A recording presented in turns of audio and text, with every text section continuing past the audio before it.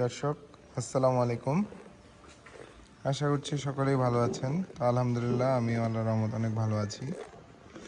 তো পূর্ববর্তী আমার ভিডিওতে আপনারা অনেকেই জানতে চেয়েছিলেন যে আমরা আসলে এই প্ল্যাটফর্মের মধ্যে ঘাস খড় দিলেও দানা খাবারটা আসলে কিভাবে দিয়ে থাকি। তো আমি সেখানেও বলেছিলাম, তারপরও আমি আজ আপনাদের দেখানোর চেষ্টা করছি যে দেখুন আমরা মূলত যে গামলাগুলো দেখিয়েছিলাম, সিলভারের গামলাগুলো, সেগুলোতেই আমরা এদের দানা খাবার দিয়ে থাকি। দেখুন দর্শক,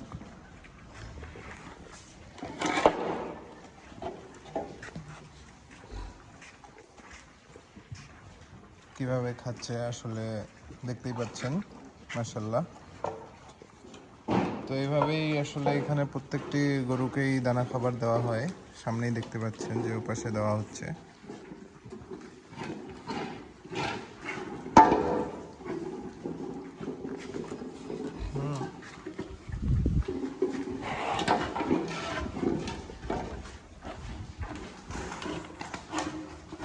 দেখুন খেয়েও ফেলেছে, আসলে দেওয়ার 2 মিনিটও হয়নি, এরই মধ্যে খেয়ে ফেলেছে।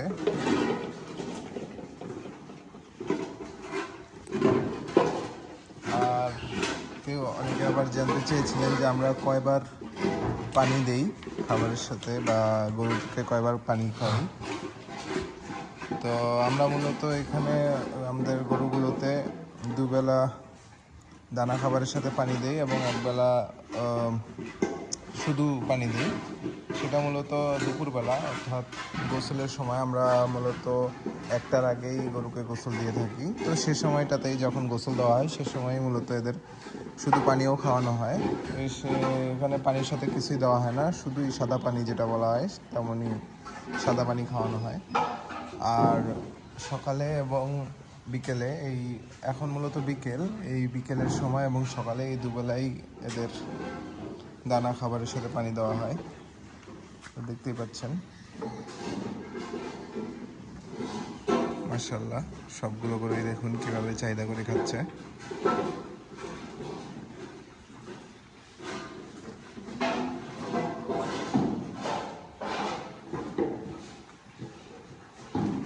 এর পাশেও কিছু গরু রয়েছে, এগুলোতে এখনো দেওয়া হয়নি। এবং দেখাই আসলে আমরা মূলত মিক্স খাবার খাওয়াই, আমাদের খামারেই মিক্স খাবার তৈরি করা হয়, কিন্তু আমরা এর বাইরে আর কিছু দেই না। দেখুন এখানে একেবারেই ফ্রেশ সাদা পানি, এর মধ্যে আর কিছু নেই। তো এর মধ্যে শুধুই মিক্স যে খাবারটি রয়েছে আমাদের সেটি দেওয়া হবে, দিয়ে এদের দেওয়া হবে খেতে।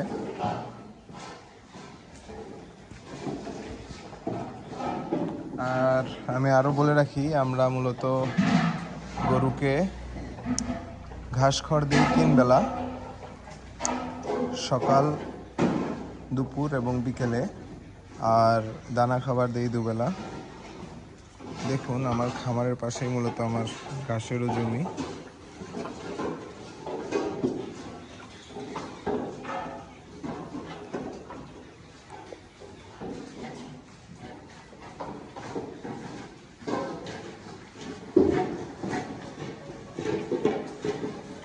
মাশাআল্লাহ, সকলেই খুব চাহিদা করে খাচ্ছে।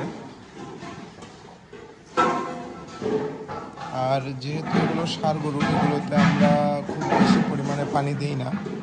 দেখতেই পাচ্ছেন যে একেবারেই মানে মাখা মাখা ধরনের, খুব একটা পানি আমরা এর মধ্যে দিই না। কারণ ষাঁড় গরুর আসলে যদি পেট বড় হয়ে যায় সেক্ষেত্রে ষাঁড় গরুর সৌন্দর্য অনেকটাই কমে যায়।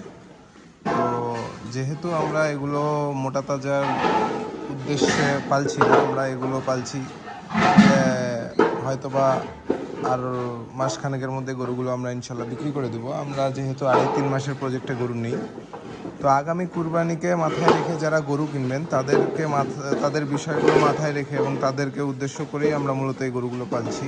তাই আমরা এগুলো এখনই মোটা তাজায় যাচ্ছি না।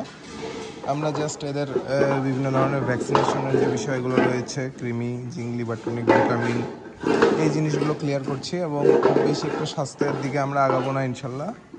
তো এগুলো ঠিকঠাক করেই ইনশাল্লাহ আমরা এগুলো বিক্রি করে দেব।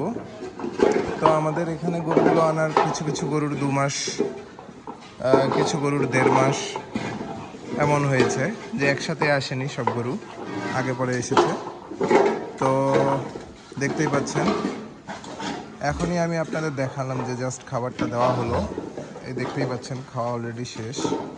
আসলে গরুর যদি রুচি ঠিকঠাক থাকে মাশাল্লাহ, তাহলে গরুর খাবার খেতে খুব একটা সময় লাগে না। এবং আপনারা যখন খামার করবেন তখন আপনাদের এই বিষয়গুলো নিশ্চিত করতে হবে যে আপনাদের গরুর রুচিটা যেন সবসময় জন্য ঠিক থাকে, এবং যে কোনো খুঁটিনাটি বিষয়গুলো আপনাদের লক্ষ্য রাখতে হবে। যে আর এগুলো প্রতিকার বা আপনার চিকিৎসা করার ধারণা আপনার নিজের মধ্যেই রাখতে হবে। যে কোনো ধরনের যদি কোনো সমস্যায় রুচিজনিত বা যে কোনো ধরনের ছোটোখাটো সমস্যাগুলো, এগুলো চেষ্টা করতে হবে আপনারা যেন নিজেরাই এগুলো ঠিকঠাক করতে পারেন বা চিকিৎসা করতে পারেন ইনশাল্লাহ। তো এই জিনিসগুলো মাথায় রাখতে হবে। আমি আপনাদের ধাপে ধাপে দেখাবো আসলে ইনশাল্লাহ যে কোন কোন বিষয়গুলো আপনার জানা থাকা দরকার, এবং এই ধরনের সমস্যাগুলো হলে আসলে কি ধরনের ট্রিটমেন্ট আপনারা করবেন। আমি ধাপে ধাপে আপনাদের দেখানোর চেষ্টা করব। তো দেখলেন, আশা করছি আপনারা যারা কমেন্টের মাধ্যমে জানতে চেয়েছিলেন আমরা কবার পানি দিই, তো আপনারা উত্তর পেয়ে গিয়েছেন। তো আজ এ পর্যন্তই, সকলেই ভালো থাকবেন। আসসালামু আলাইকুম।